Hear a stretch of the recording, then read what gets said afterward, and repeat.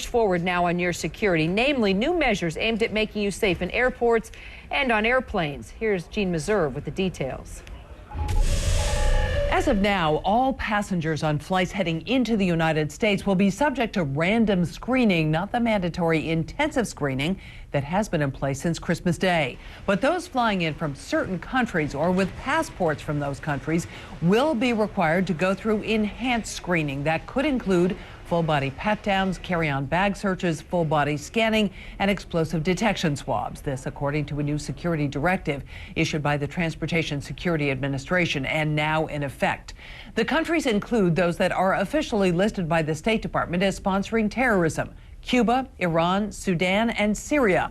The other countries were chosen because of concerns, particularly about al-Qaeda affiliates. They are Afghanistan, Algeria, Iraq, Lebanon, Libya, Nigeria, Pakistan, Saudi Arabia, Somalia, and Yemen. In addition, pilots on inbound flights will have the discretion to prevent passengers from keeping pillows and blankets in their laps and to limit movement in the cabin. The president's top counterterrorism advisor, John Brennan, fanned out across the talk shows on Sunday to say, although there were lapses and errors in sharing intelligence prior to the attempted Christmas attack, there is no smoking gun. He rejected comparisons to the failures of communication before 9/11. It's not like 9/11. There was no indication that any of these agencies, departments were intentionally holding back information. And I can point to numerous successes. No turf battles. There were lapses. There were human errors. The system didn't work the way it should have. But no agency was trying to. I think there were human errors and lapses. And so what I'm going to do is to make sure they tell the president exactly what I think went wrong. But there wasn't an effort to try to conceal information.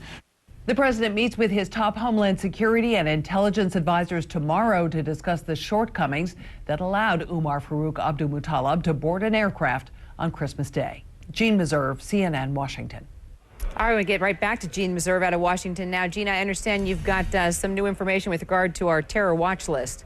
That's right, Kiro. You know there's been a lot of criticism that this individual, Umar Farouk Abdulmutallab, was not on a no-flyer selectee list. He was in a much larger government database that was just people of concern, people with relatively soft ties to terrorism. Now we're told by an official familiar with the process that the U.S. has gone back and it has looked at all those lists. It has scrubbed them, looking at particular countries and regions and also at the latest intelligence they have about these individuals.